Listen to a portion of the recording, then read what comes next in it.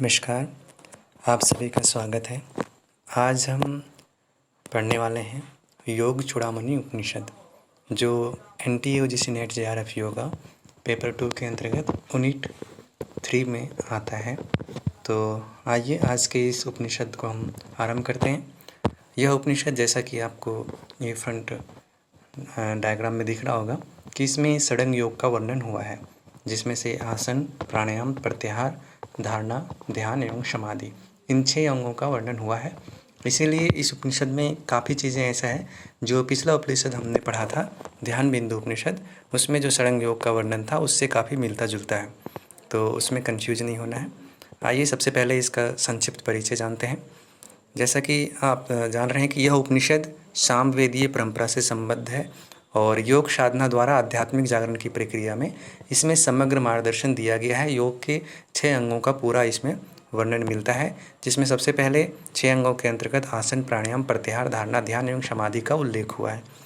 तदुपरांत योग की सिद्धि के लिए आवश्यक देह तत्वों का ज्ञान का वर्णन है। फिर उसके बाद चक्रों का वर्णन आता है, जिसमें मूलाधार आदि चक्र जो हैं उसका वर्णन आता है, और मूलाधार में कुंडलिनी शक्ति का स्थान बताया गया है, जिसमें परम ज्योति दर्शन का वर्णन है। नाड़ी चक्र, नाड़ी स्थान, नाड़ियों में संचरित प्राणवायु, इन सभी का वर्णन इसमें किया गया है, और उनकी क्रियाएं, प्राणों के साथ जीव की गतिमयता, यानी कि जिस प्रकार से प्राण संचालित होते रहते हैं, जीव उसी हिसाब से व्यवहार करता है, उसी हिसाब से वो भी संचरित होता है, ये इसमें बताया गया है।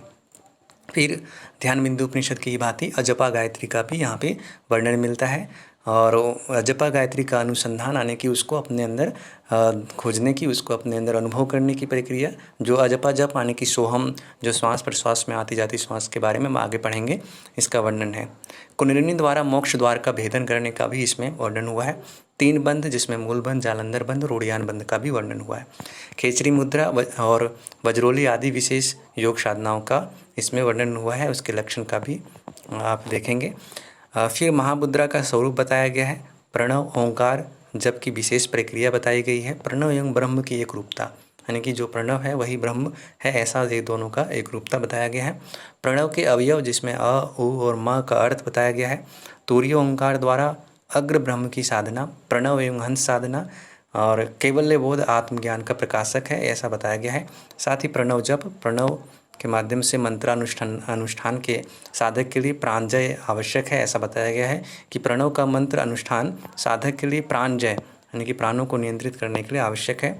नाड़ी शुद्धि से प्राणायाम सिद्धि का वर्णन मिलता है, क्योंकि प्राणायाम तभी सिद्ध होगा जब नाड़ियों में जो मल जमा होते हैं, अशुद्धियाँ जो होती है, उसको पहले नाड़ी शोधन के माध्यम से दूर कर लें, और उसका अभ्यास जो है मात्रा और नियम पूर्वक प्राणायाम करने का वर्णन है।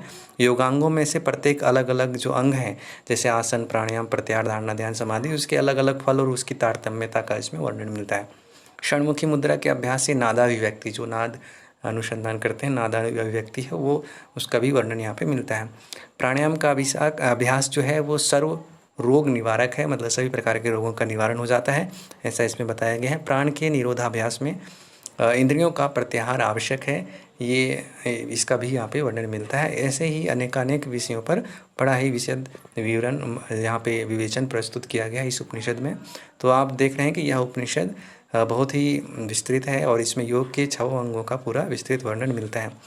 तो जैसा कि इसका नाम से ही आप स्पष्ट है कि यह उपनिषद योग चूड़ामणि कहा जाता है। चूड़ामणि अर्थात मुकुट, जो योग का पूरा मुकुट है। तो यह उपनिषद साधना करने वाले व्यक्तियों का योग के क्षेत्र में मुकुट बन सकता है, ऐसा यह उपनिषद बहुत ही विशेष है। योग परक उपनिषदों में चूड़ामणि उपनिषद का बहुत ही बड़ा महत्वपूर्ण स्थान है। और यह शांति पाठ ओम आप्यंतु इति, आप ओम आप्यंतु शांति पाठ जो महोपनिषद में था, उसी शांति पाठ सेम से शुरू होता है। यहाँ पे सबसे पहले यहाँ पे कहा गया है कि जो योग चूड़ामणि उपनिषद है, उसको योगियों के हित की कामना से वर्णन करता हूँ। योग चूड़ामणिम वक्षे योगिनाम हित कामया, यानी कि योग चूड़ामणि जो उपनिषद है उसको मैं बता रहा हूँ इसलिए क्योंकि योगियों के हित कामना के लिए। कैवल्य सिद्धिदम गूढ़म सेवितम योग वित्तमेहि, कैवल्य की सिद्धि के लिए जो गुण ज्ञान है, उसको यहाँ पे परम गुण ज्ञान को कैवल्य मोक्ष सिद्धि के देने वाला है, उसको योग वेताओं के द्वारा सेवन किए जाने योग्य है, उसे यहाँ पे हम योगियों के हित कामना के से वर्णन कर रहा हूँ। अब आगे बताते हैं योग, जो षडंग योग है, 6 अंगों वाला योग है, उसका यहाँ पे उल्लेख किया गया है। जिसमें सबसे पहले कहा गया आसनम प्राण संरोध प्रत्याहारश्च धारणा ध्यानम समाधिरेतानि योगांगानि भवति षट्। जैसा आपने ध्यान बिंदु उपनिषद में भी ये आपने पढ़े होंगे, तो यहाँ पे वही कहा गया आसन प्राणायाम प्रत्याहार धारणा ध्यान एवं समाधि, इस प्रकार योग के 6 अंग वाला कहा गया है। ठीक है, आगे देखते हैं कि सबसे पहले आसनों का वर्णन मिलता है और उसके बाद षट चक्र का वर्णन मिलता है। जिसमें यहाँ पे 2 प्रकार के आसनों का वर्णन हुआ, एक तो सिद्धासन, दूसरा पद्मासन। अपने शरीर के भीतर जो साधक फिर उसके बाद षट चक्र, यहाँ जैसे हेडिंग से ही आप देख रहे हैं, उसके बाद षट चक्रों का नाम आता है। जो अपने शरीर के भीतर जो साधक षट चक्र त्रिलक्ष्य 5 आकाशों को नहीं देख पाता, षट चक्र मतलब 6 चक्रों का, त्रिलक्ष्य जो उसके 3 लक्ष्य हैं, और 5 आकाशों को नहीं देख पाता, उसे सिद्धि कहाँ मिल सकती है, अर्थात वो सिद्ध नहीं हो सकता। शरीर में स्थित षट चक्रों में सबसे पहले आधार चक्र यानी कि मूलाधार चक्र है, जो 4 दर वाला है, मतलब कि 4 पंखुड़ियों वाला है। स्वादिष्ठान चक्र जो है उसमें 6 दल वाले हैं, दूसरा चक्र, और 10 दल वाला नाभि चक्र, नाभि चक्र जो है वो नाभि में स्थित है। 12 दल वाला जो पद्म चक्र जो हृदय चक्र है, वो हृदय क्षेत्र में स्थित है। विशुद्ध चक्र जो है वो 16 यानी कि 16 दल वाला है, और 2 दल वाला भूमध्य चक्र आज्ञा चक्र में भूमध्य में दोनों नेत्रों के मध्य जो भूमध्य क्षेत्र है वहाँ पे आज्ञा चक्र के रूप में स्थित है। तो इस प्रकार से यहाँ चक्रों का संक्षेप में नाम बताया गया है। फिर आगे चक्रों का विस्तृत वर्णन यहाँ पे करते हैं। सबसे पहले कहते हैं कि जो सहस्त्रदल कमल ब्रह्म रंध्र के महापथ में स्थित मूलाधार प्रथम चक्र है, स्वादिष्ठान दूसरा चक्र है, इन दोनों के बीच में योनि स्थान कुंडलिनी स्थित है। ठीक है, और जगत की उत्पत्ति का कारण होने से उसे काम रूपा कहा जाता है, क्योंकि जगत की उत्पत्ति होने का वो कारण है, वो उसका मुख्य हेतु है, इसलिए उसे काम रूपा कहा जाता है। गुदा स्थान में 4 दल वाला कमल स्थित है, जिसे काम कहा गया। उसी के बीच सिद्ध पुरुषों के द्वारा वंदित पश्चिमाभिमुख महालिंग स्थित है, पश्चिम की ओर मुख किए हुए महालिंग स्थित है। और नाभि के स्थान में मणि की आकृति वाले, मणि जो प्रकाशमान होता है, ऐसे ही नाभि के स्थान में मणि की आकृति वाले मणि चक्र को जानना चाहिए। और जानने वाला ही योगी है, जो उसको जानता है इस प्रकार से, जिन्होंने मुझके अनुभव किया है वो योगी हैं वास्तव में। तपाए हुए सोने के समान आभा वाला, जैसे तपा हुआ सोना स्वर्णिम आभा से युक्त होता है, वैसे ही उसका प्रकाश है। और बायोलॉजिकली देखा जाए तो नाभि चक्र जो है वो हमारे स्टमक में नाभि रीजन में है, तो वो जठराग्नि एक तरीके से आग का ही प्रतीक आप समझ सकते हैं। विद्युत की तरह प्रकाशमान त्रिकोण युक्त अग्नि मेढ़ में प्रतिष्ठित है। समाधि अवस्था में उस स्थान पर अनंत विश्वतोमुख सब ओर प्रकाशित, विश्वतोमुख मतलब विश्व की ओर सभी ओर प्रकाशित है, चारों दिशाओं में परम ज्योति के दर्शन होते हैं वहाँ पे। ठीक है, योगाभ्यास के समय उस अग्निमयी ज्वाला के दर्शन कर लेने पर संसार के आवागमन से मुक्ति मिल जाती है। प्राण का निवास स्वादिष्ठान चक्र में कहा गया है, स्वादिष्ठान चक्र में कहा गया है। प्राण को ही स्व कहते हैं, स्व मतलब कि जो हम वास्तव में हैं वो प्राण है। स्वादिष्ठान में स्थित होने के कारण उसे मेद्र भी कहते हैं। जिस प्रकार मणि में धागा पिरोया गया होता है, उसी प्रकार कंद नाड़ी समूह में नाड़ी समूह जो है वो सुषुम्ना से युक्त होता है। सुषुम्ना नाड़ी जो ईड़ा और पिंगला के मध्य में होता है, जिसमें से होकर के प्राण यानी कि कुंडलिनी महाशक्ति ऊर्ध्वगामी होता है और आज्ञा चक्र तक पहुँचता है। ठीक है, फिर आगे कहते हैं कि नाभि मंडल में स्थित 12 दल युक्त जो मणिपुर चक्र है वह पाप पुण्य रहित है, वहाँ पाप पुण्य का प्रवेश नहीं है, पाप पुण्य से वो रहित है, उससे सर्वथा विशुद्ध है। जब तक इसका तत्व ज्ञान प्राप्त नहीं हो जाता तब तक जीव को संसार चक्र में भ्रमण करना पड़ता है। पक्षी के अंडे के आकार वाली योनि अर्थात कुंडलिनी मेढ़ और नाभि के मध्य स्थित है यह, और 72,000 नाड़ियों का जाल पूरे शरीर में वहीं से फैला है। उनमें से 72 नाड़ियाँ प्रमुख हैं। ठीक है, 72 नाड़ियाँ प्रमुख हैं, उनमें भी प्रमुख नाड़ियाँ 10 हैं। 10 कही आप यहाँ पे देख सकते हैं, एक चीज़ नोट करेंगे कि ये पिछले जो क्लास में हमने पढ़ा था 72 नाड़ियाँ, फिर 72,000 और फिर 72, पहले 72,000 प्रमुख नाड़ियाँ बताया गया है, फिर उसके बाद 72 नाड़ियाँ प्रमुख और देन 10 प्रमुख नाड़ियाँ, मतलब कि 10 प्रमुख नाड़ियों का यहाँ पे वर्णन हुआ है। जिसमें से नाम भी पहले हमने पढ़ा था, ईड़ा पिंगला सुषुम्ना गंधारी हस्त जीवा पूषा असस्विनी अलम्बुषा कुहू और शंखिनी, ये 10 नाड़ियों का यहाँ पे मुख्य रूप से वर्णन हुआ है, ये आप ध्यान से देख सकते हैं। और ये यदि प्रश्न ऐसा भी पूछा जाए कि कौन कौन से उपनिषद में इसका वर्णन आया है, तो एक आपने ध्यान है तो आप आराम से इसे कर सकते हैं। ठीक है, आगे फिर है नाड़ियों के इस महाचक्र का ज्ञान योगियों को होना चाहिए, ऐसा बताया गया है। शरीर में ईड़ा नाड़ी नासिका के बाईं ओर है, ये आप सभी जानते हैं, हठ योग में भी ये बार बार आता है। पिंगला नाड़ी दाहिनी ओर स्थित होता है। ईड़ा और पिंगला के बीच में सुषुम्ना नाड़ी होता है।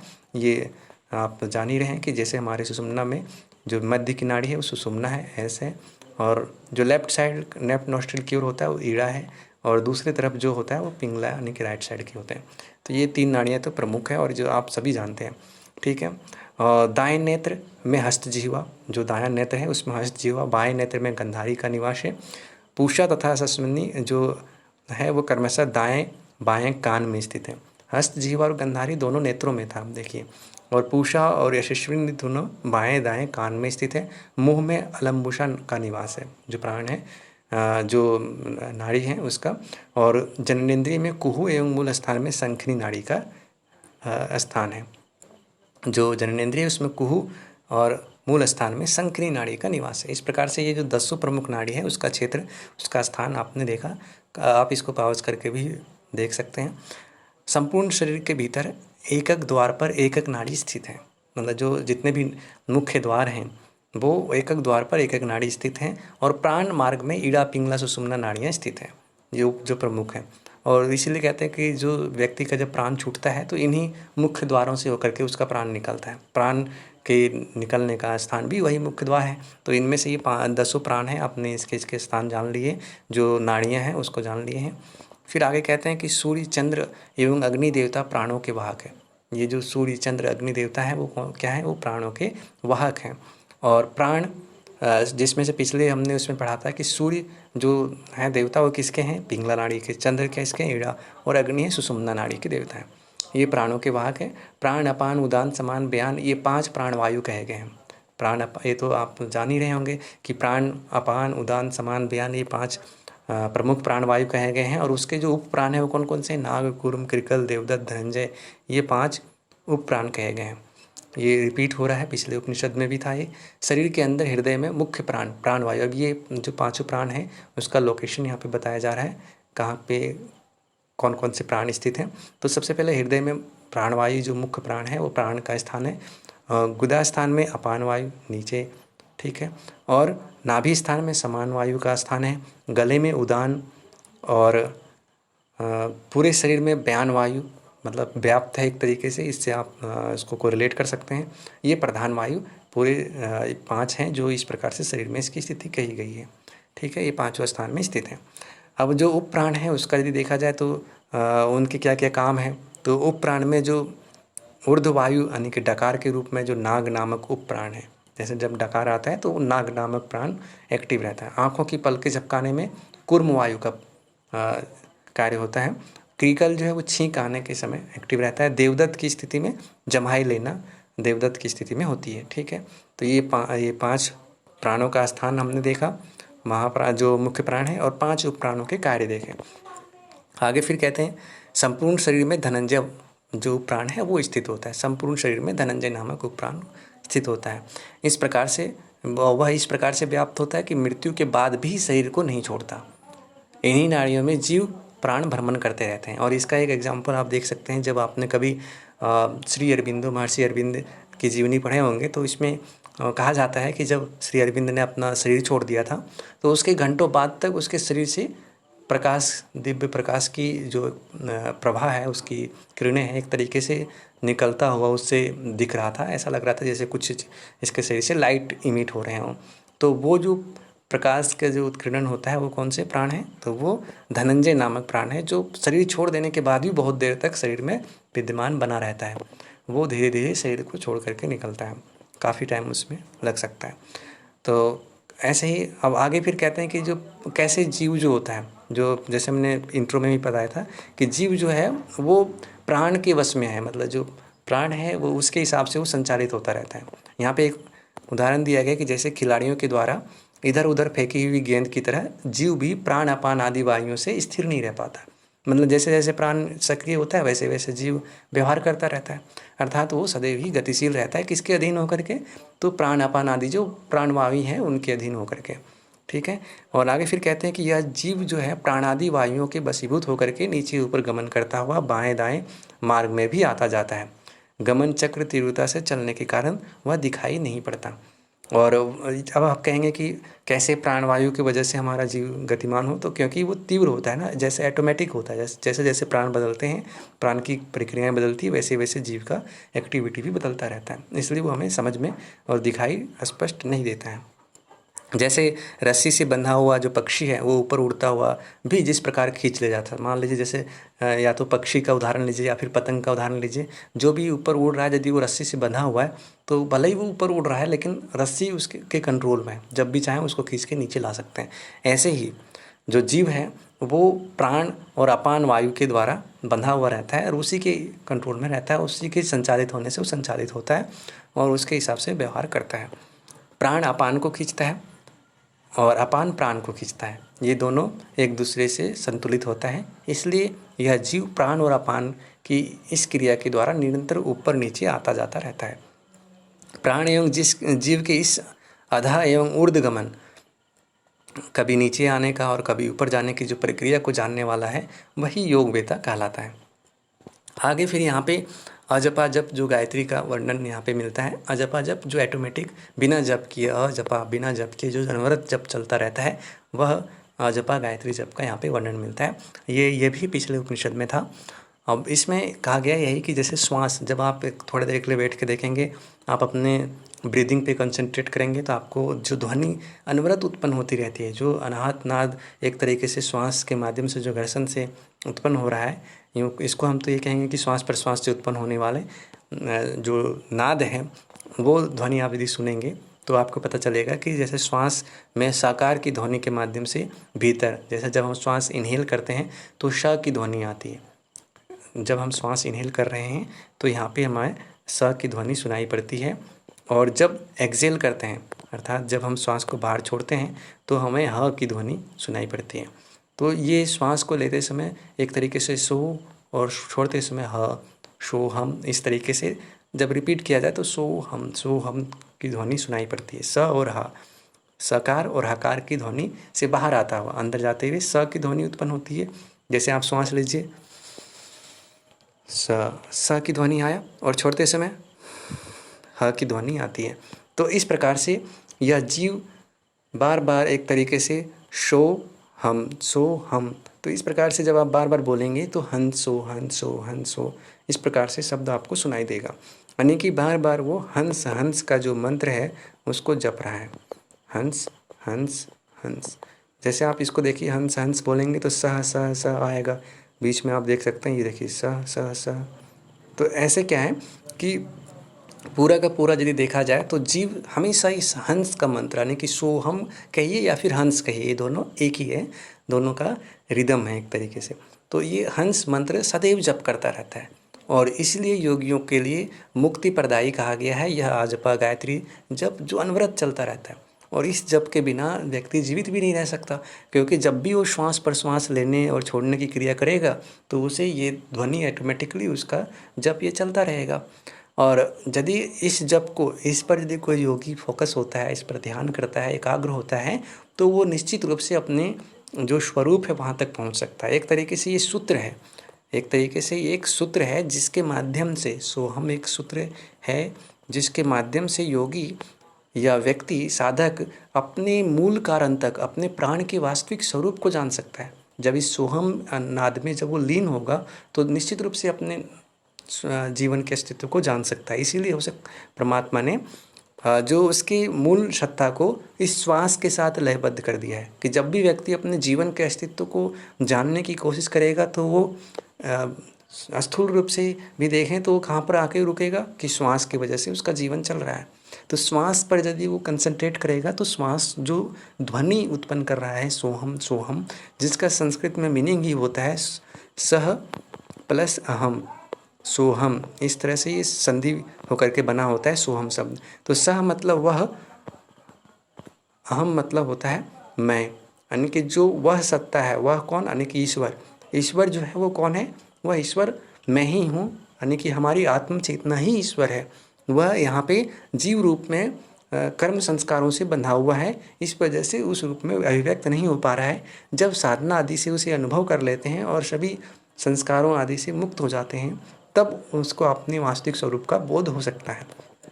तो कहने का मतलब ये है कि जब इस प्रकार के संकल्प, इस प्रकार के ज्ञान उस योगी में आ जाता है, तो वो यहीं से मुक्ति प्रदान करने, मुक्ति को प्राप्त करने योग्य हो जाता है। और यही जो अजपा गायत्री है वो मुक्ति प्रदान करने वाला मुक्ति प्रदात्री कहा गया है। ठीक है, इसके संकल्प मात्र से सभी पापों से मुक्ति मिल जाती है, क्योंकि वो अपने मूल स्वरूप को जान जाता है। इसके समान ना कोई विद्या है, ना कोई जप है, ना कोई ज्ञान पहले हुआ है और ना ही भविष्य में कोई होगा। क्योंकि ये जितना ही सरल है, सुबोध है, जितना ही स्पष्ट है, उतना ही सभी प्रकार से सभी पापों से मुक्त करने वाला और मोक्ष प्रदान करने वाला है। क्योंकि ये एक तरीके से अपने आप ही स्व अनुभूत करने की प्रक्रिया है। ठीक है, फिर कहते हैं कि यह जो गायत्री है वह प्राण को धारण करने वाली प्राण विद्या है, महाविद्या है, जो कुंडलिनी से उद्भूत है।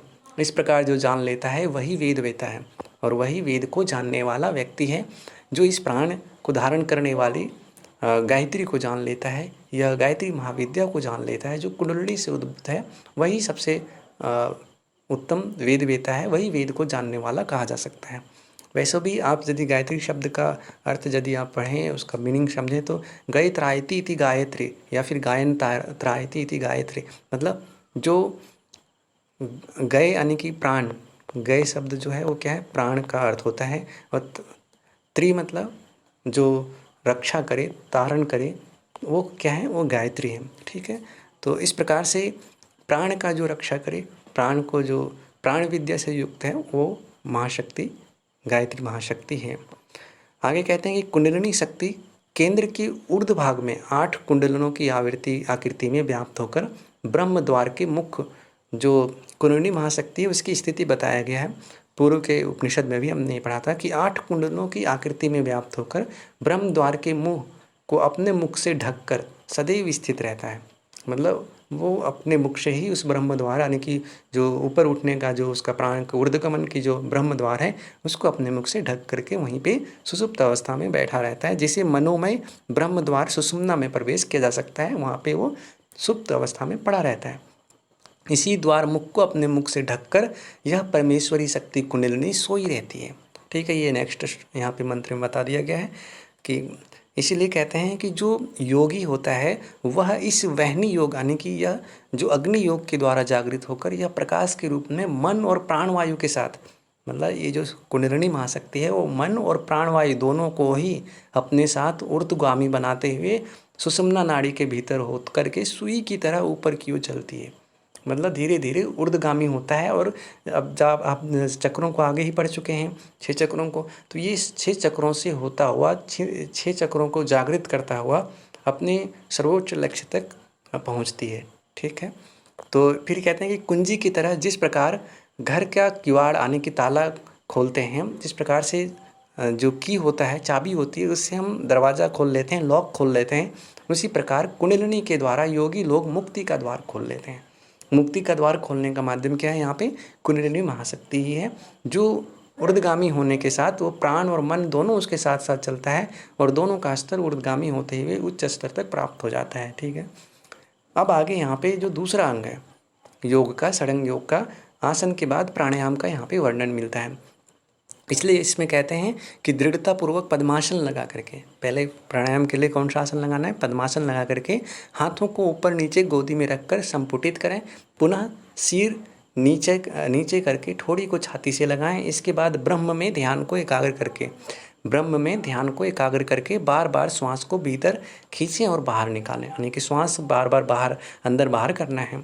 प्राणवायु अंदर ले जाएं और अपान वायु को ऊपर ले जाएं। प्राणवायु अंदर लेना है और अपान वायु को ऊपर ले जाना है। ऊपर ले जाने के लिए क्या करेंगे? प्राणायाम हम मूलबंध लगाएंगे अपान वायु को ऊपर ले जाने के लिए। ठीक है, प्राणायाम करने से मनुष्य को अतुल शक्ति की प्राप्ति होती है, अनुभूति होती है। ठीक है, ये तो यहाँ पे प्राणायाम का वर्णन हुआ। अब आगे फिर कहते हैं कि इस प्रकार प्राणायाम के अभ्यास से जो प्राणायाम के परिश्रम से जो श्रम से पसीना जो निकलता है उसे शरीर में ही मसल लेना चाहिए तथा अब ये भी पिछले उपनिषद में था, सेम टू सेम। आप पिछले वीडियो जब आप देखेंगे तो आप अच्छे से समझ जाएंगे कि इन दोनों उपनिषदों में बहुत कुछ साम्यता है, क्योंकि उसमें भी षडंग योग के अंतर्गत ये सभी बताया गया है और यहाँ भी षडंग योग के अंतर्गत ये सभी काफ़ी चीज़ें सिमिलर हैं, तो इसमें कन्फ्यूज़ नहीं होना है, ठीक है। फिर उसमें कहते हैं कि उसे शरीर में ही मसल लेना चाहिए, नमकीन खट्टे कड़वे पदार्थों का परित्याग कर देना चाहिए, क्योंकि ये सभी रजोगुण से युक्त होते हैं और ये हमें प्राणायाम और जो योग साधना के जो उच्च मार्ग हैं उधर जाने से हमें भटका सकते हैं। एक तरीके से हमारे जो मन है उसको नियंत्रित करने में और मन को शतोगुणी बनाने में खास करके बाधक हो सकता है। और चाहिए कि दूध एवं दूध से बने भोजन का विशेष रूप से प्रयोग करें, क्योंकि ये सतोगुणी हैं, सुपाच्य हैं और पौष्टिक भी हैं, ठीक है। फिर कहते हैं कि ब्रह्मचारी मिताहारी योगी योग परायण, जो ब्रह्मचारी हैं, मिताहारी हैं, योगी हैं, योग परायण हैं, योग के प्रति समर्पित हैं, ऐसे ब्रह्मचारी और मिताहार वाले योगी योग के अभ्यास में लग जाएं तो 1 वर्ष में ही योग की सिद्धि प्राप्त हो जाता है, इसमें कोई संदेह नहीं है। तो योग की जो अवस्था है उसको प्राप्त करने के लिए जो 1 वर्ष काफ़ी पर्याप्त इसमें बताया गया है। 1 वर्ष में योग की सिद्धि को प्राप्त कर लेगा कौन से व्यक्ति, उसके लिए एलिजिबिलिटी ये है, उसके लिए योग्यता ये है कि वो ब्रह्मचारी हों, मिताहारी हों और योग के अभ्यास में वो प्रवृत्त हों, ठीक है। फिर आगे कहते हैं कि योग के साधक को मधुर एवं स्निग्ध भोजन लेना चाहिए। ये आहार का यहाँ पे वर्णन है कि कैसे आहार विहार होना चाहिए, तो इसके लिए कहते हैं कि मधुर स्निग्ध भोजन लेना चाहिए। और यहाँ पे मिताहार है एक तरीके से कि आधा पेट भोजन, चौथाई पानी का और 1/4 खाली स्थान रखें, जैसे कि आपने घृण संहिता में भी पढ़े होंगे, ठीक है। और फिर उसी भोजन को शिव जी को यानी कि भगवान को समर्पित करके भुज्यते शिव संप्रीत्या मिताहारी स उच्यते, उसको भगवान को अर्पित करके, भगवान को समर्पित करके भोजन करता है उसे ही मिताहारी कहते हैं। यहाँ पे मिताहार का भी वर्णन है।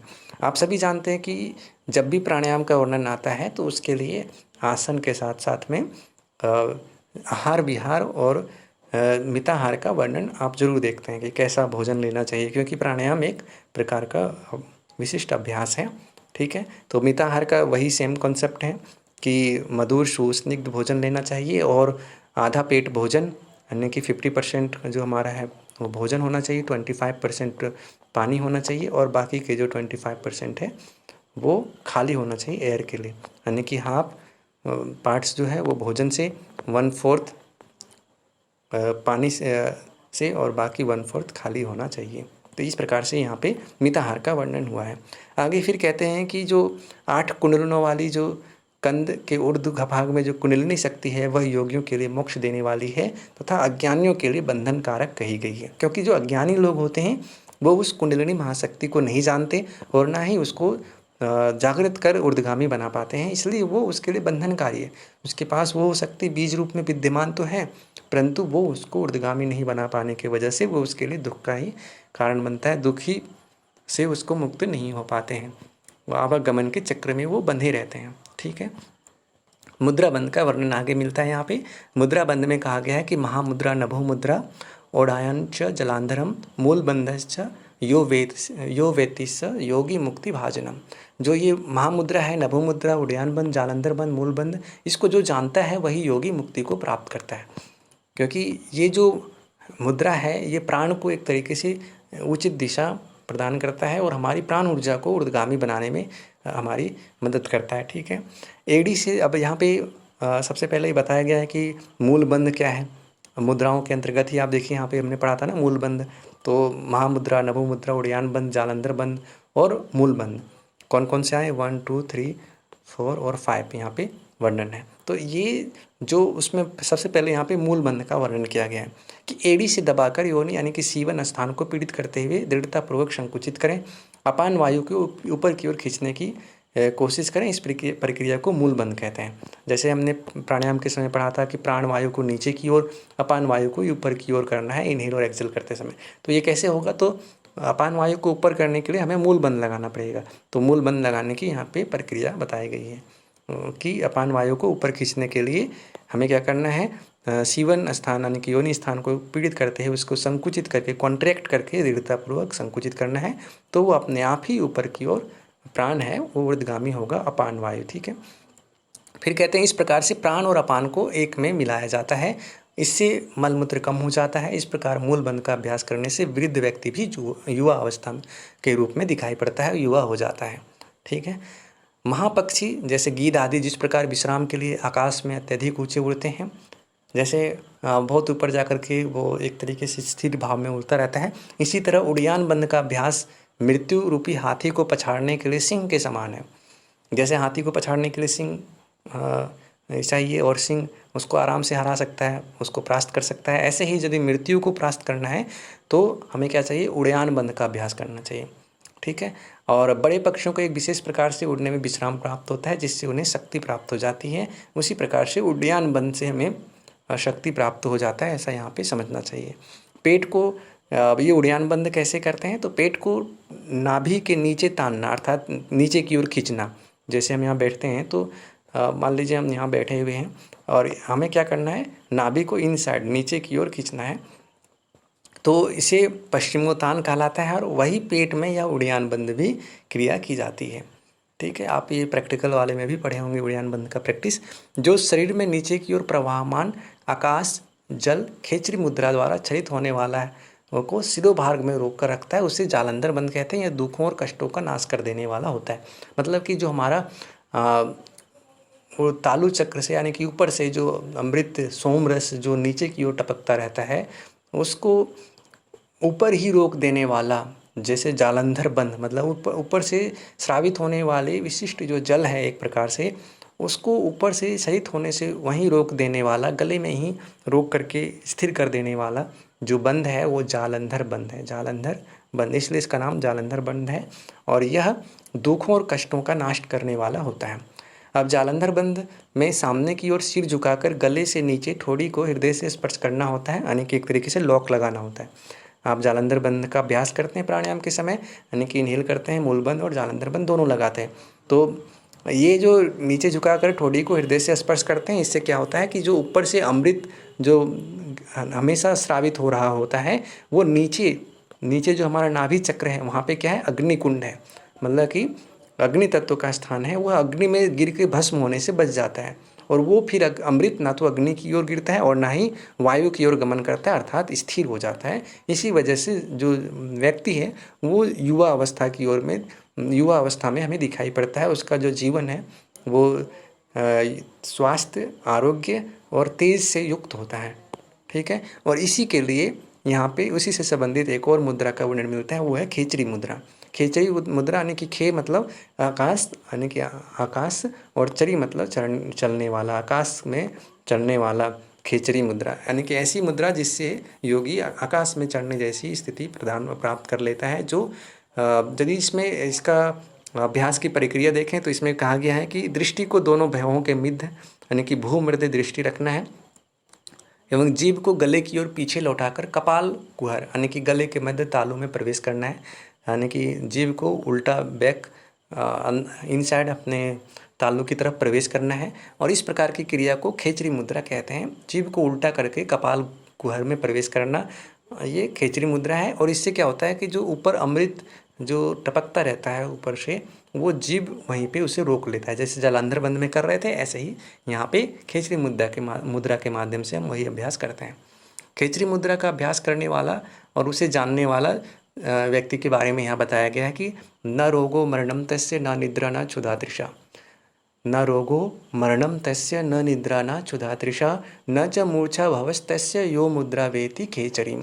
जो व्यक्ति खेचरी मुद्रा को जानता है, साधना करता है, उसे न तो रोग होता है, मरणम न उसकी मृत्यु होती है, न ही तस्य निद्रा न क्षुधा तृषा, न उसे निद्रा होती है और न ही भूख प्यास और मूर्छा आदि प्राप्त होता है।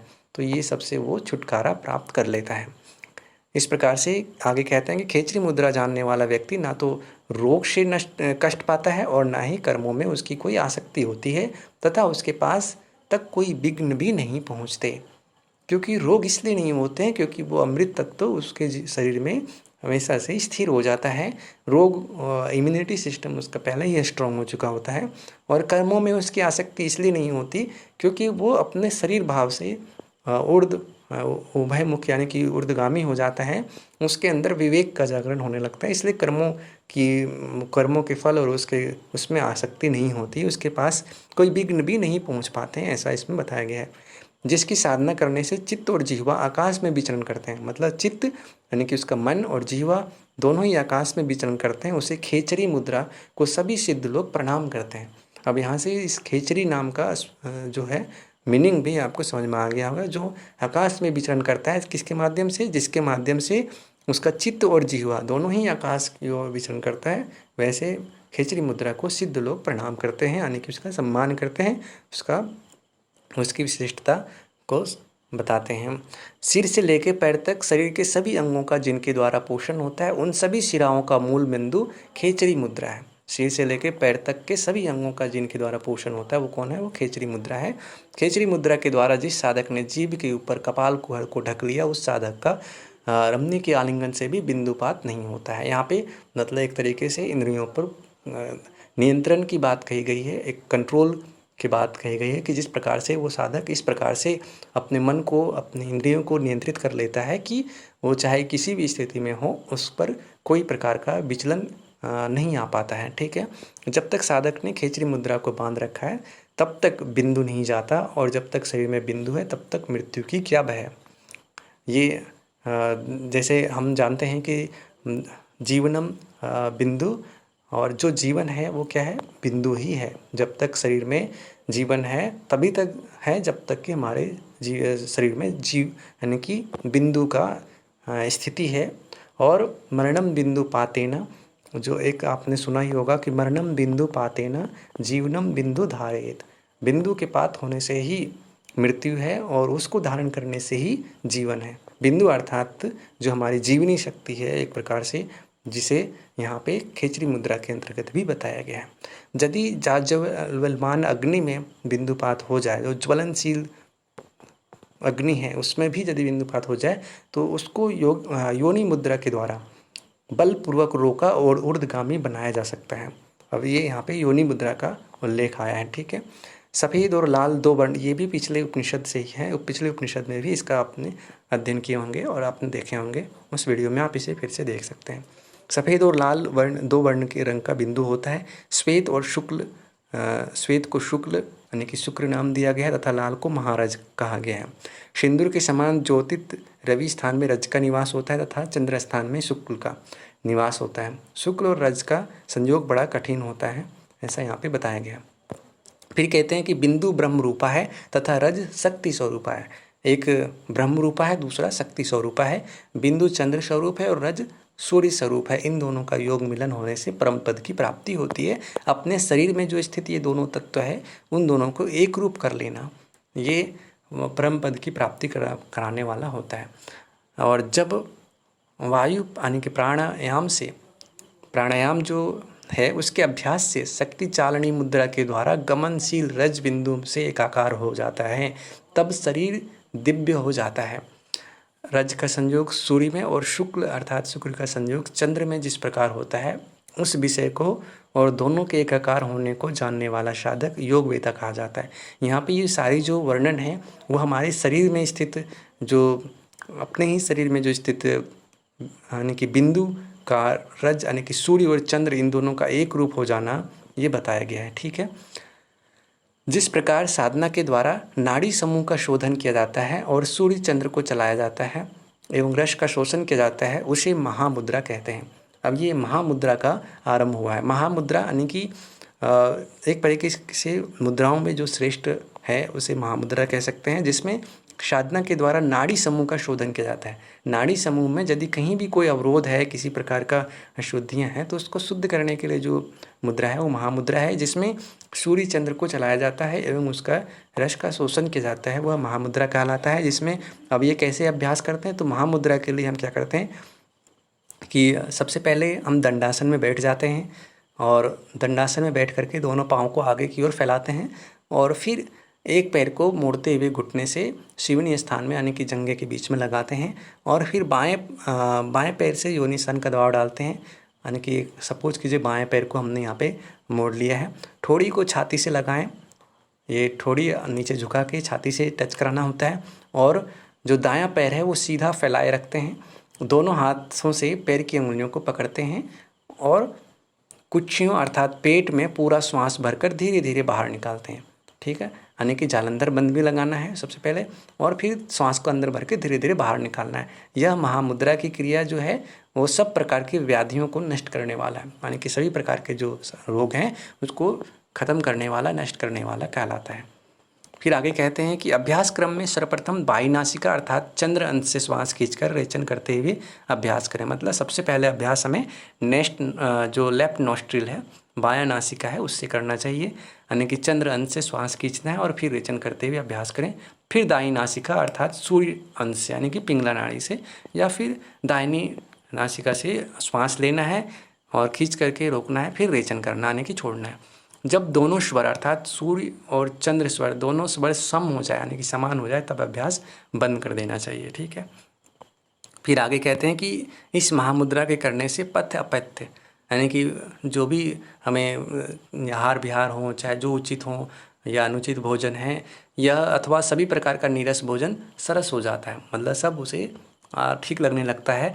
भोजन अधिक कर लेने पर, विष भी खा लेने पर वह अमृत के समान पच जाता है, मतलब उसकी जठराग्नि एक तरीके से प्रदीप्त हो जाती है, वो जो भी कुछ खाए उसे वो आसानी से पचा सकता है।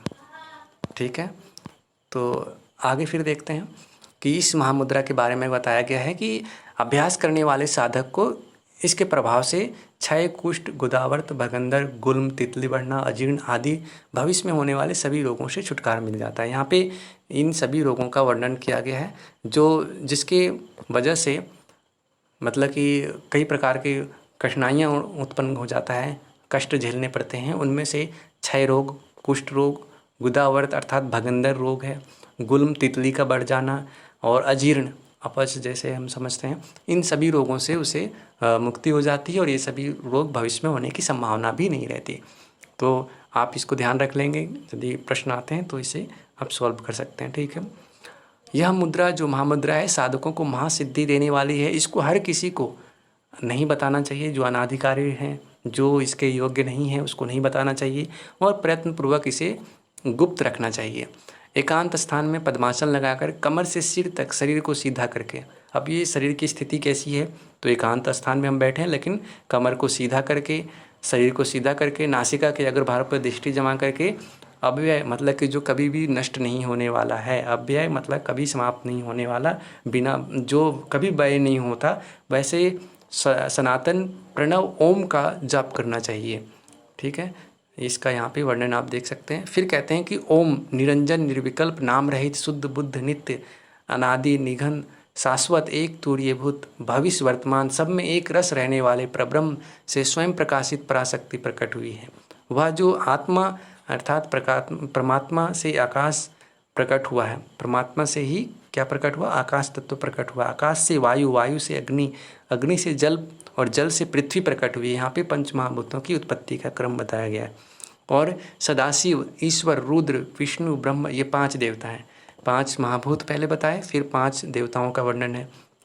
इन 5 महाभूतों के 5 स्वामी हैं, जैसे आकाश का सदाशिव, ऐसे ही क्रम से आप देख सकते हैं। फिर वायु का ईश्वर, रुद्र जो है वो अग्नि का, और विष्णु जल का, ब्रह्म पृथ्वी का। ये पांचों देवता 5 तत्वों का 5 देवता हैं और इनके स्वामी हैं। इसमें ब्रह्मा जी उत्पत्ति करने वाले हैं, विष्णु पालन करने वाले, रुद्र संहार करने वाले हैं, और शतोगुणी रूप जो विष्णु हैं, रजोगुणी रूप ब्रह्मा जी हैं, तमोगुणी रूप रुद्र जी हैं। रुद्र हैं देवताओं में पहले ब्रह्मा जी की उत्पत्ति हुई। सृष्टि की उत्पत्ति के लिए ब्रह्मा, सृष्टि के पालन अर्थात विकास के लिए विष्णु, सृष्टि के विनाश के लिए रुद्र, भोगों की उत्पत्ति के लिए इंद्र की उत्पत्ति सबसे पहले हुई। और जो लोक हैं, देव लोक, देव, त्रियक, नर और स्थावर, इन सब की उत्पत्ति ब्रह्मा जी के द्वारा हुई है। उनमें मनुष्य आदि का शरीर 5 महाभूतों के संयोग से बनता है, जिसमें ज्ञानेंद्रियां, कर्मेंद्रियां, ज्ञान के विषय, प्राण आदि पंचवायु, मन, बुद्धि, चित्त और अहंकार, ये सभी स्थूल रचना होने से इनका मूल कारण को स्थूल प्रकृति कहा जाता है। प्रकृति तत्व जो हमने सांख्य दर्शन में भी पढ़े होंगे कि योग सूत्र में भी पढ़ते हैं। तो प्रकृति जो स्थूल तत्व हैं जिनसे इन सभी का उत्पत्ति हुआ है, हमारे 5 महाभूतों का, कर्मेंद्रियों, ज्ञानेंद्रियों, पंचवायु, बुद्धि, चित्त, अहंकार, ये सभी प्रकृति से उत्पन्न होते हैं। और ये प्रकृति इसको प्रकृति कहते हैं। कर्मेंद्रिय ज्ञानेंद्रिय ज्ञान के विषय जो हैं क्या हैं, 5 तन्मात्राएं हैं, जिसको हम कहते हैं शब्द, स्पर्श, रूप, रस और गंध। तो ये शब्द, स्पर्श, रूप, रस, गंध क्रम से हैं। जैसे कि पंच महाभूत हैं, जैसे सबसे पहले जो उत्पन्न हुआ था वो कौन सा था, आकाश था। तो आकाश का जो तन्मात्रा है वो शब्द है। और दूसरा उत्पन्न हुआ जो तत्व है वो कौन सा है, वायु, उसका तन्मात्रा स्पर्श है। तीसरा अग्नि है, तो अग्नि का जो तन्मात्रा है वो क्या है, रूप है। और चौथा जो है वो जल है, तो उसकी तन्मात्रा क्या है, रस है। और गंध पृथ्वी तत्व का जो अंतिम तत्व है उसका तन्मात्रा है। तो इस प्रकार से ये जो ज्ञान है जिससे इंद्रियां इन सब का ज्ञान प्राप्त करता है वो विषय ये 5 तन्मात्राएं हैं। पंचवायु, मन और बुद्धि को सूक्ष्म लिंग कहा, शरीर भी कहा जाता है। और कारण शरीर 3 गुणों से युक्त है। वो जो कारण शरीर है वो किससे युक्त है, स्थूल, सूक्ष्म और कारण, ये 3 शरीर हैं और ये तीनों गुणों से युक्त होता है हमारा कारण शरीर। कारण शरीर 3 शरीर सबके होते हैं, जिसमें से हमने बताया कि एक तो स्थूल शरीर होता है, दूसरा सूक्ष्म शरीर होता है और तीसरा कारण शरीर होता है। यहाँ पे कारण शरीर में 3 गुण होते हैं। और सूक्ष्म शरीर के लिए यहाँ पे हमने देखा था एक तरीके से सूक्ष्म शरीर में ज्ञानेंद्रियाँ, कर्मेंद्रियाँ, ये सभी विषय आदि होते हैं। आगे पढ़ते हैं कि जो जीव की अवस्थाएं होती है वो कितनी होती है। तो जीव की अवस्थाएं होती है जागृत अवस्था, स्वप्न अवस्था, तुरी सुषुप्ति अवस्था और तुरीय अवस्था। ये 4 अवस्थाएं होती है, ये पहले से भी आप जान रहे हैं और इस उपनिषद में भी ये बताया गया है। जो तेजस, प्राज्ञ, विश्व और आत्मा, ये 4 पुरुष इन सब अवस्थाओं के अधिपति हैं। और इन चारों अवस्थाओं के अधिपति कौन कौन है, जागृत अवस्था का तेजस, स्वप्न अवस्था का प्राज्ञ, सुषुप्ति अवस्था का विश्व और तुरीय अवस्था का आत्मा। ये 4 पुरुष, इनके 4 स्वामी हैं, हर अवस्थाओं के अलग अलग अधिपति हैं। ठीक है। विश्व स्थूल अवस्था है, विश्व स्थूल का नित्य भोग करने वाला है। तेजस एकांत का भोग करने वाला, प्राज्ञ जो है वो आनंद का भोग करने वाला है। और सबका साक्षी आत्मा, इससे परे जो तुरीय अवस्था है, अंतिम अवस्था। ठीक है। फिर आगे कहते हैं कि जो सर्वव्यापी प्रणव यानी कि परमात्मा है, वो जीवों की सभी आनंदमय अवस्थाओं के भोग के समय अधोमुख अर्थात उदासीन होकर के रहता है। वो परमात्मा है, वो उसको इन सब चीज़ों से कोई असर नहीं पड़ता, वो इन सब से निर्लिप्त, निराकार है और वो इससे उदासीन रहता है। प्रणव ओंकार में निहित 3 अक्षर, अब यहाँ पे उनके जो अक्षर हैं उसके बारे में बताया जाता है। उसमें 3 अक्षर कौन कौन से हैं, अकार, उकार, मकार, 3 वेद हैं, 3 लोक हैं, 3 गुण हैं, 3 अक्षर और 3 स्वर के रूप में इसका एक तरीके से ये संकेत हैं, एक तरीके से उनके प्रतीक हैं। ये 3 अक्षर, 3 वेद, 3 लोक, 3 गुण, 3 अक्षर और 3 स्वर के रूप में है। और ये प्रकाशमान है, यानी कि ओंकार इन तीनों तत्वों का पूरा प्रकाशमान स्वरूप है। आकार में क्या है, आकार में समस्त जीवधारियों के जागृत अवस्था में नेत्रों में निवास करता है। सोते समय ऊकार कंठ में निवास करता है। और म सुसुप्ति का जो है मकार सुसुप्ति अवस्था में हृदय में निवास करता है। ओमकार का जो आकार है वो जागृत अवस्था में नेत्रों में निवास करता है।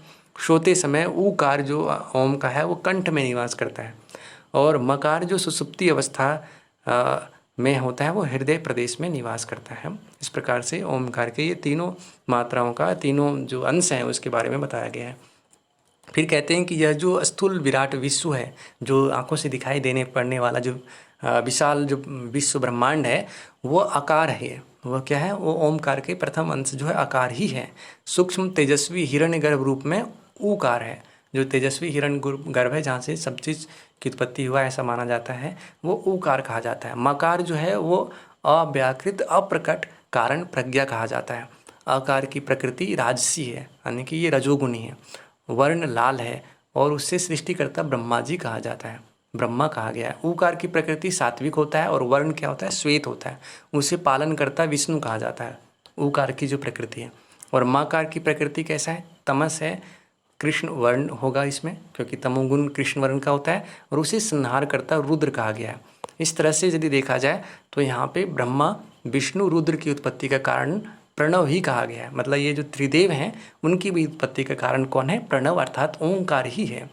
प्रणव ही सबका अनादि कारण परम तत्व है। अकार में सृष्टि कर्ता ब्रह्मा समाहित हैं, ऊकार में विष्णु समाहित हैं तथा माकार में रुद्र समाहित हैं। जो ये ओमकार के ये 3 जो अंश हैं उन तीनों में ये त्रिदेव समाहित हैं।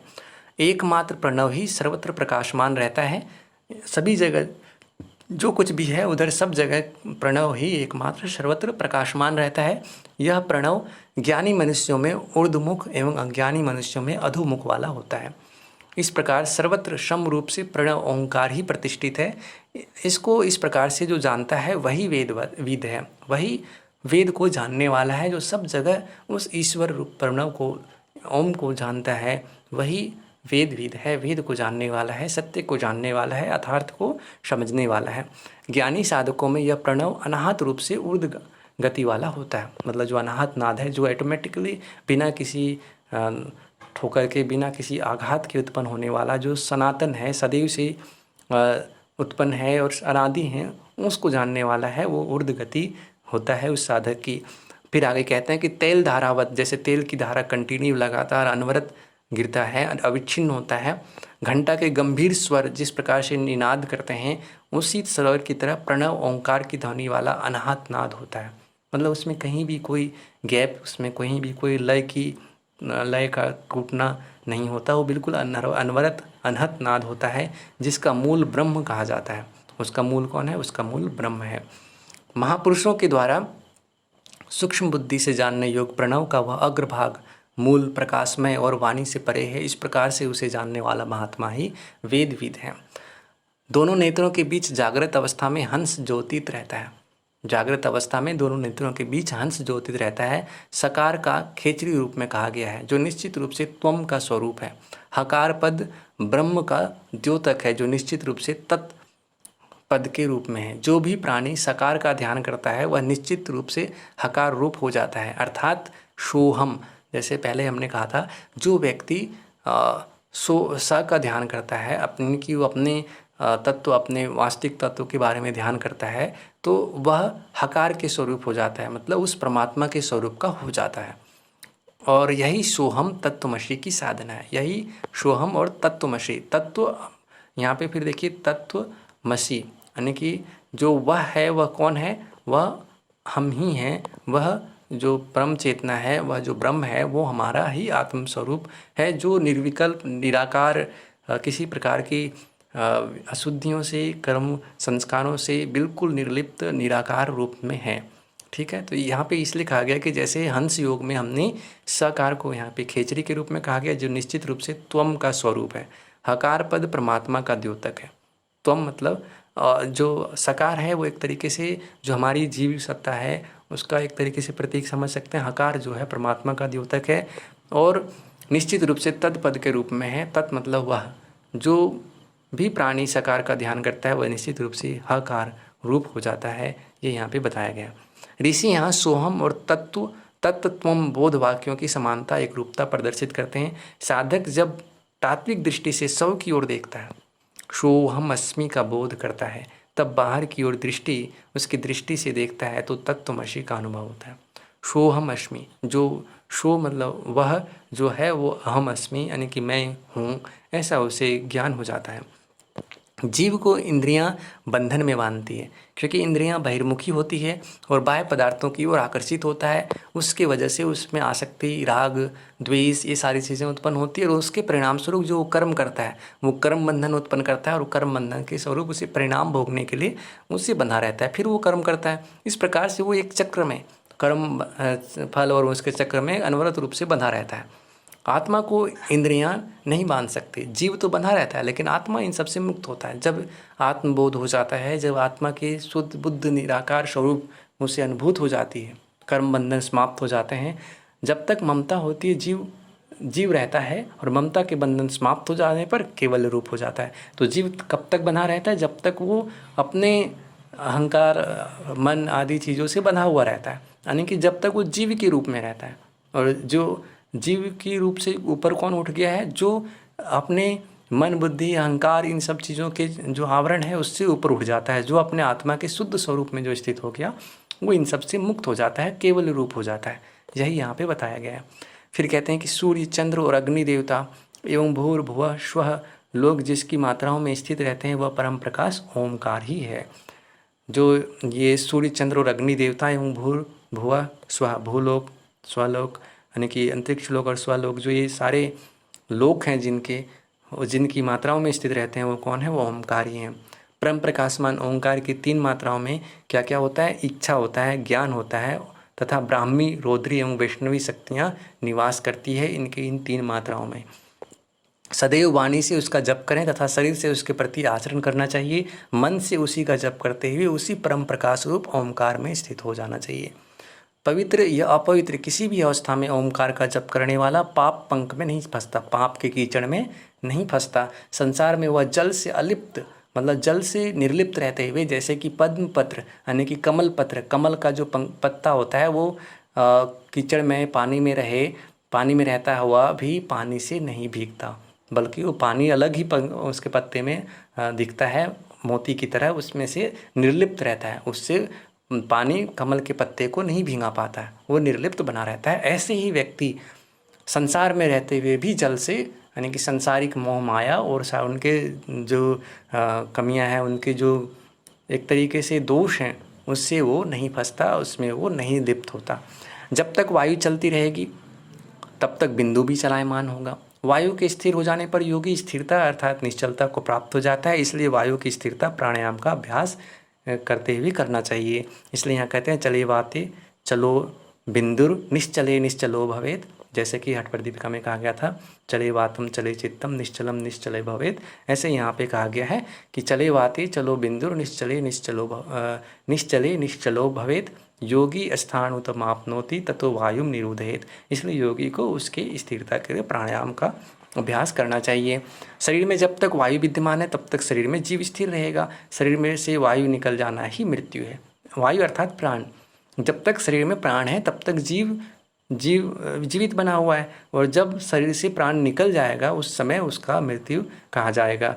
इस कारण वायु का निरोध करना चाहिए, प्राणायाम करना चाहिए। वायु का निरोध आने की जो हमारे मन को चंचल करने वाला जो प्राण वायु है उसको कंट्रोल करते हुए अपने वास्तविक स्वरूप को जानने का प्रयास करना चाहिए। फिर आगे कहते हैं कि जीव शरीर में तब तक नहीं निकल सकता जब तक शरीर में वायु अवरुद्ध है, मतलब स्थित है। इसीलिए हम प्राणायाम के माध्यम से, कुंभक के माध्यम से प्राण वायु को नियंत्रित करें। जो व्यक्ति दोनों भ्रुकुटियों के बीच में दृष्टि को स्थिर रखता है वह काल को जीत लेता है, उसे काल का भय कैसा। इसलिए कुंभक का यहाँ पे विशिष्ट रूप से एक वर्णन दिया गया है कि जब तक शरीर में प्राण है, वायु है, तब तक व्यक्ति जीवित है, जीव को यानी कि जीवन को धारण किए हुए है, और जब ये प्राण निकल जाता है तो मृत्यु है। इसीलिए जब हम कुंभक से, प्राण संरोध से प्राण को जब रोक लेते हैं, यानी कि कुंभक के माध्यम से, प्राणायाम के माध्यम से प्राण को आबद्ध किए रहते हैं, शरीर में स्थित रखते हैं, तो वो दोनों भ्रुकुटियों के बीच में जब दृष्टि दमा करके बैठा रहेगा तो प्राणायाम के भाव में यदि वो स्थित है, प्राणायाम से प्राण उसके वश में है, तो उसकी मृत्यु का भय उसे कैसे हो सकता है। ब्रह्मा भी अल्पकाल के भय से, अल्पायु से मुक्ति पाने के लिए प्राणायाम करते हैं। यहाँ पे ये बताया गया कि ब्रह्मा जी भी मृत्यु के भय से, अल्पायु से मुक्ति पाने के लिए प्राणायाम करते हैं। इसलिए प्राण का निरोध करने के लिए योगियों और मुनियों को प्राणायाम का अभ्यास करना चाहिए। यह प्राण हंस रूप है जो श्वास प्रश्वास के माध्यम से 26 अंगुल बाहर आता है। कितने अंगुल? 26 अंगुल बाहर आता है। प्राणायाम नासिका के दोनों छिद्रों अर्थात बाएं दाएं मार्ग से करना चाहिए। तो आप ये अभ्यास प्राणायाम का जानते हैं, जैसे अनुलोम विलोम, नाड़ी शुद्धि और अलग जितने भी प्राणायाम हैं उनको हमें दोनों नासिकाओं को संचालित करते हुए प्राणायाम का अभ्यास करना चाहिए। सभी प्रकार के मलों से नाड़ी चक्र के शुद्ध हो जाने पर योगी प्राणों का निरोध करने, प्राणायाम सिद्ध होने में समर्थ हो जाता है। जब सारे प्रकार के नाड़ियाँ शुद्ध हो जाता है, उनके जो मल हैं वो नष्ट हो जाते हैं। योग का अभ्यास करने के लिए बद्ध पद्मासन लगाकर चंद्र नाड़ी बाएं स्वर से वायु को भीतर खींचें, पूरक करें तथा पुनः कुछ समय भीतर रोके कुंभक करें। फिर सूर्य नाड़ी अर्थात दाएं स्वर से रेचन करें, बाहर निकालें, यानी कि बाएं से इनहेल करना है और होल्ड करना है, देन दाएं से रेचक करना है। एक तरीके से अनुलोम विलोम प्राणायाम की बातें। नाड़ी शोधन प्राणायाम के समय अमृत समुद्र से निकले हुए गोदुग्ध के समान श्वेत वर्ण के चंद्रबिंब का ध्यान करने से साधक सुखी होता है। पुनः हृदय कमल में स्थित प्रज्वलित ज्वाला सदृश भगवान सूर्य के ध्यान से प्राणायाम करना योगी के लिए सुखदायी होता है।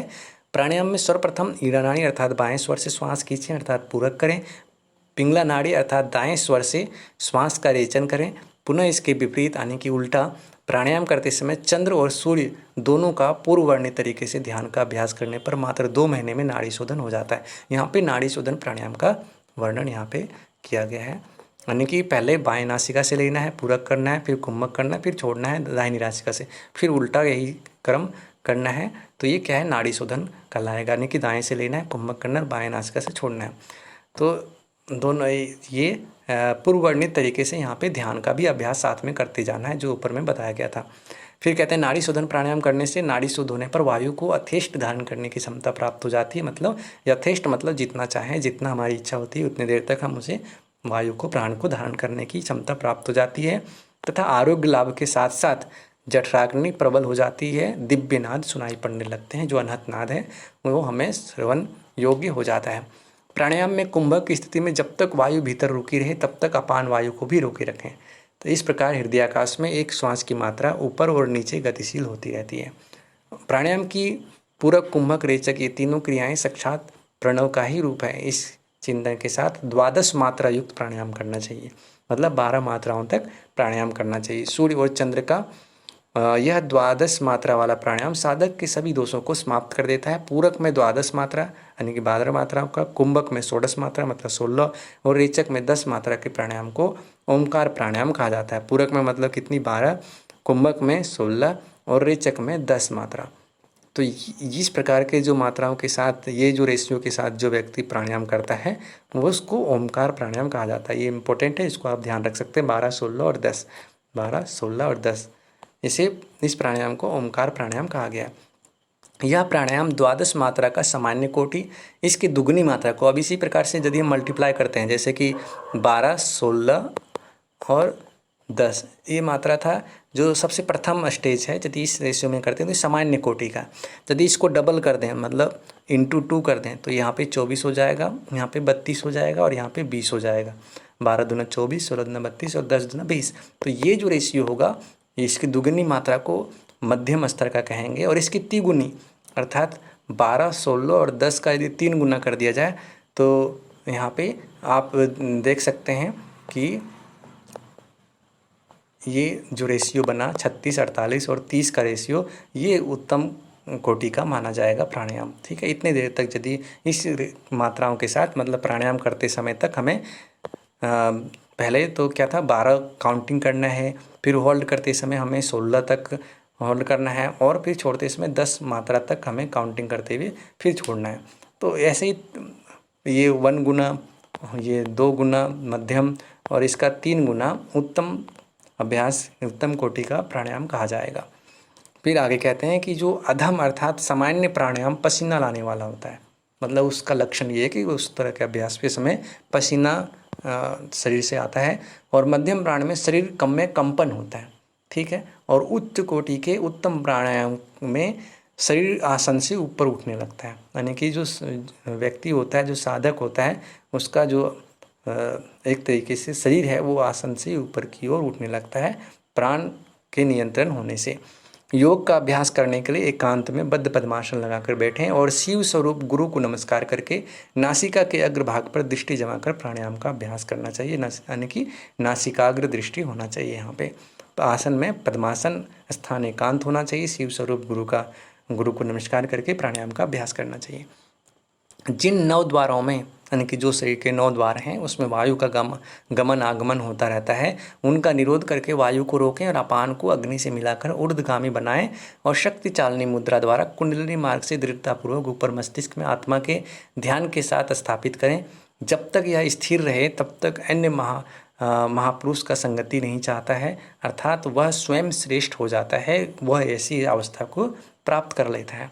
संसार सागर से मुक्ति के लिए यह प्राणायाम महासेतु के समान है, मतलब एक महान पुल के समान है, जिसके माध्यम से वो संसार सागर से तर सकता है, पार हो सकता है, और पाप रूपी ईंधन को जलाने वाली अग्नि की तरह ऐसे योगियों द्वारा प्रायः इसे कहा जाता है कि ये पाप रूपी अग्नि को अग्नि की तरह ईंधन को जलाने वाला है। जैसे पाप को लकड़ी समझ लीजिए, तो लकड़ी जैसे अग्नि से जल जाता है, ऐसे ही ईंधन की भांति जो पाप है वो इस तरह के प्राणायाम के अभ्यास से जल के भस्म हो जाता है। योग के आसनों से शारीरिक रोग समाप्त हो जाते हैं। अभी षडंग योग के जो पूरे अलग अलग हैं उसके फल बताया गया। हाँ, योग के आसनों से जो है शारीरिक रोग समाप्त हो जाते हैं। प्राणायाम करने से पापों का विनाश हो जाता है। प्रत्याहार करने से मानस रोग समाप्त हो जाते हैं। पहले तो ये 3 चीज़ों का यहाँ पे हमने देख लिया। योग आसन से शारीरिक रोग, प्राणायाम से पापों का विनाश हो जाता है और प्रत्याहार से मन के विकार समाप्त हो जाते हैं। योग की धारणा शक्ति द्वारा योग का मन धैर्यवान हो जाता है, यानी कि जो धारणा है चौथा अंग जो है उससे मन में धैर्य की प्राप्ति हो जाती है और समाधि से जीव के शुभ अशुभ कर्म समाप्त हो जाते हैं तथा मुक्ति ही मिल जाती है, मतलब मुक्ति को प्राप्त हो जाता है। तो ये 6 अंग के कर्म से 6 फल बताया गया।